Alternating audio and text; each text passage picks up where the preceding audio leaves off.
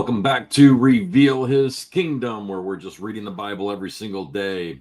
No commentary, just reading the Bible. Today we're going to be in Acts chapter 18. Acts chapter 18.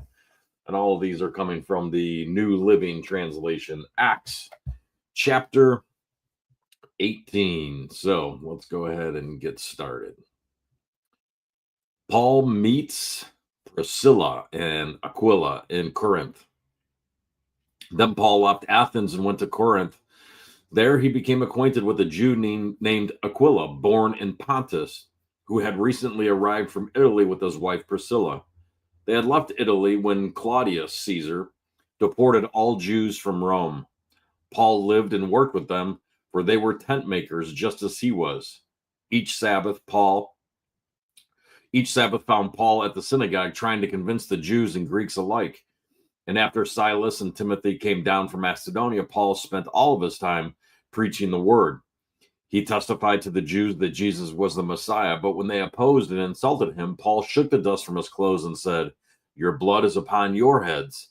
I am innocent. From now on, I will go preach to the Gentiles."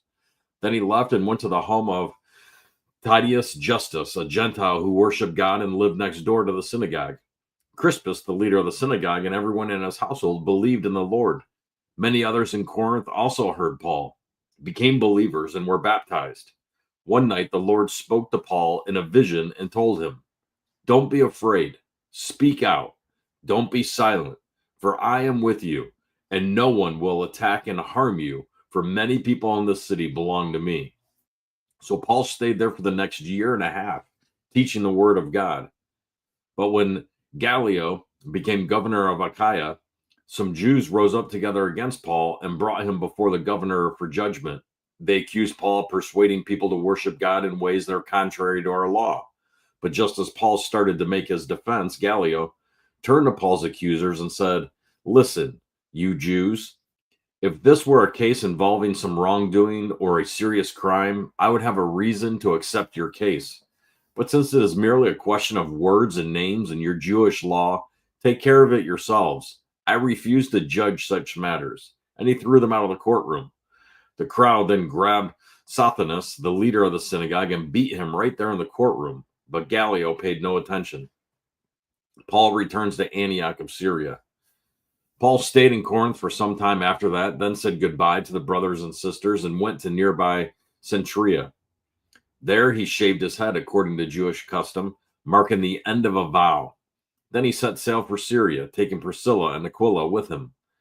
They stopped first at the port of Ephesus, where Paul left the others behind. While he was there, he went to the synagogue to reason with the Jews. They asked him to stay longer, but he declined. As he left, however, he said, "I will come back later, God willing." Then he set sail from Ephesus. The next stop was at the port of Caesarea. From there, he went up and visited the church of Jerusalem and then went back to Antioch. After spending some time in Antioch, Paul went back through Galatia and Phrygia, visiting and strengthening all the believers. Apollos instructed at Ephesus. Meanwhile, a Jew named Apollos, an eloquent speaker who knew the scriptures well, had arrived in Ephesus from Alexandria in Egypt. He had been taught the way of the Lord, and he had taught others about Jesus with an enthusiastic spirit and with accuracy. However, he knew only about John's baptism.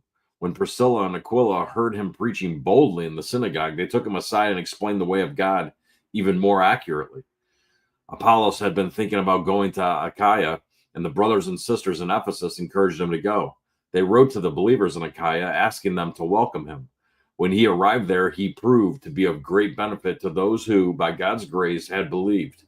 He refuted the Jews with powerful arguments and public debate. Using the scriptures, he explained to them that Jesus was the Messiah. And that is Acts chapter 18. Revealing his kingdom, knowers of truth. Built for eternity, saved by grace. Jesus is King.